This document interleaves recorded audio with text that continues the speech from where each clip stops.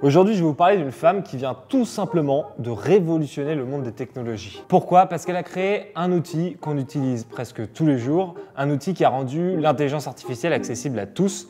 Cet outil, c'est ChatGPT et cette femme, c'est Mira Murati. ChatGPT. ChatGPT. ChatGPT. You may have heard of ChatGPT. Well, it was developed by the American company OpenAI. Bon, Mira Murati, elle n'a pas connu le parcours de tous les usual suspects de la Silicon Valley. Elle n'a pas commencé son aventure dans un garage comme Steve Jobs ou Bill Gates. Non, elle a commencé son aventure très très loin des États-Unis, en Europe, dans un tout petit pays, l'Albanie, où elle est née en 1988. Très vite, elle est passionnée de jeux vidéo et de mathématiques, mais elle sent que son destin est ailleurs. Et ce destin, il va prendre un autre tournant quand elle a une vingtaine d'années. C'est le moment où elle décide de s'envoler pour le Canada pour poursuivre des études d'ingénieur. Mira Murati est née de deux parents professeurs en Albanie. Elle a aujourd'hui 34 ans, mais en fait on connaît très peu de choses de sa vie personnelle et du coup il y a beaucoup de fabulations sur sa biographie et sur sa vie en général. Celle que vous venez d'entendre, c'est Émilie Echarou. Elle est journaliste, elle travaille pour le média qui explore le futur Uzbek Erika et c'est surtout l'une des rares portraitistes françaises de Mira Murati parce que oui, Mira Murati c'est une femme très discrète. Mais revenons à ses études. Quand elle a une vingtaine d'années, au milieu des années 2000, elle traverse une nouvelle frontière. Elle va vivre son rêve aux États-Unis dans une université de renom au New Hampshire où elle finit ses études d'ingénieur. I studied mechanical engineering, so a lot of hands-on stuff, you know, software, but also hands-on. But I would say that, you know, the art of sort of what I pursued was more in the theme of trying to apply my knowledge and try to apply technology to really hard problems that in some way makes our lives better. Elle est diplômée en 2012 et son premier stage, elle le fait chez Goldman Sachs, la plus grande banque d'affaires au monde. Bon là maintenant accrochez-vous parce que je vais vous raconter sa trajectoire et elle va aussi vite qu'une capsule Dragon de chez SpaceX. En gros, après Goldman Sachs, elle intègre Tesla où elle va y rencontrer Elon Musk qu'elle va retrouver quelques années plus tard chez OpenAI. Car oui, OpenAI a été fondée par Elon Musk. Elle y arrive en 2018, elle est responsable des partenariats liés à l'intelligence artificielle, c'est un peu flou, mais en 4 ans, elle gravit les échelons à une vitesse folle. 2022, elle est déjà CTO, en gros CTO c'est numéro 2, c'est le chef de la technologie dans la boîte. C'est juste elle qui est derrière Sam Altman, le CEO. Bon, si c'est pas assez clair avec tous ces sigles, je vais te la faire en chiffres. En gros, elle gère une équipe de 400 personnes. Voilà, une petite armée quoi. Et elle est très très pointue dans son secteur qui est l'intelligence artificielle. Mais au départ, elle n'a pas trop travaillé sur le sujet. Et c'est seulement en 2013 qu'elle s'intéresse à l'intelligence artificielle et elle entre chez Tesla en tant que chef de produit et elle voit le lancement des premières versions d'Autopilote. Autopilote, c'est le logiciel d'aide à la conduite basé sur l'intelligence artificielle.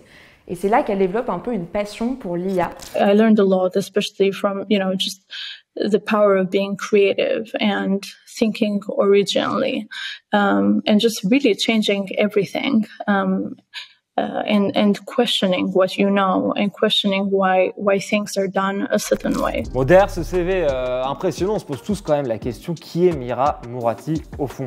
Est-ce que c'est une femme qui est complètement obnubilée par la technologie? Est-ce qu'elle est aussi puissante qu'on le dit? Et qu'est-ce qu'elle pense surtout des outils qu'elle vient de développer en un temps record? On parle quand même de ChatGPT. Bon, ChatGPT, vous connaissez tous, hein, c'est quand même le robot conversationnel qui a un peu tout changé en novembre 2022. Mais elle a aussi développé DALL-E. Je ne sais pas si vous connaissez DALL-E. DALL-E, c'est un espèce de logiciel qui vous permet de créer des images à partir de prompts, c'est-à-dire des petites phrases qu'on lui demande. Elle peut par exemple vous créer, je sais pas moi, une abeille dans un style de Van Gogh sur la Lune. Voilà. Et voilà, vous imaginez un peu, bah voilà, DALL-E, il l'a fait quoi, là, en 2 secondes. Donc ça, quand même, elle l'a fait avec ses équipes et elle l'a fait en un temps record. Mira Murati, c'est la tête pensante d'une équipe de 400 personnes, bon 375 pour être plus exact, qui passent leur journée à coder et à créer des logiciels à partir d'une base de données immense. Bah, c'est simple, hein, plus vous utilisez les logiciels ChatGPT et DALL-E, plus vous donnez des données à OpenAI et plus ils peuvent entraîner ces données-là sur des futurs logiciels qui seront de plus en plus précis. Et justement, sur ce futur des technologies, Mira Murati, bah, elle reste assez mystérieuse. Elle est encore dans une espèce de ligne de communication, comme son patron Sam Altman, hein, d'ailleurs. Elle est beaucoup plus modérée. Elle reconnaît les risques qu'a l'intelligence artificielle, surtout si elle n'est pas encadrée.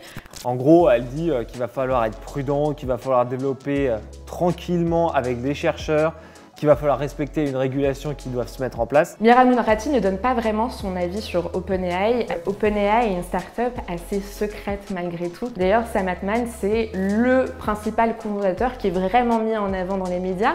Mais c'est pas parce que les médias ne s'intéressent qu'à lui, c'est tout simplement parce que les autres personnes qui travaillent chez OpenAI donnent très peu d'interviews. Mira Mourati en a donné que quelques-unes à des médias presque tous anglophones et pas francophones. Pour les connaisseurs qui nous regardent, Mira Mourati, elle a un peu la même attitude qu'une Sheryl Sandberg en son temps. Sheryl Sandberg, c'est celle qui a fait de Facebook une énorme machine à cash en développant la publicité digitale et qui restait assez discrète par rapport à un Mark Zuckerberg qui faisait des tournées dans le monde entier, qui s'occupait vraiment de l'opération de lobbying de Facebook.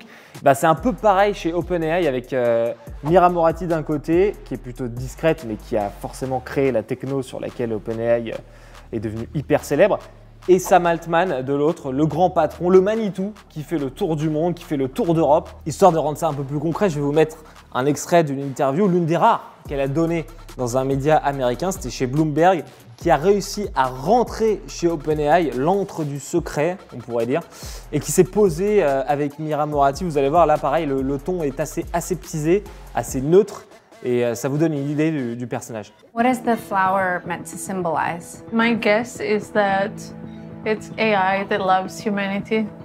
We're very focused on dealing with the challenges of hallucination, truthfulness, reliability, alignment of these models. Vous l'avez compris, c'est pas grâce aux interviews qu'on va connaître un peu mieux Mira Mourati. Alors dans ces cas-là, qu'est-ce qu'on fait? Eh ben on suit la seule matrice qui compte, c'est-à-dire l'argent et donc les investissements qu'elle a fait ces derniers mois. Et là, on en apprend un peu plus. Par exemple, au début de l'année 2023, on a appris que Mira Mourati, elle avait investi dans une entreprise qui est très peu connue du grand public, une entreprise spécialisée qui s'appelle Unlearn AI. Cette entreprise, qui est californienne évidemment, elle a été montée par des anciens pontes de l'industrie pharmaceutique, dont un ancien de Pfizer. Alors c'est quoi le principe de Unlearn.ai? Accrochez-vous, c'est un peu tordu on va dire.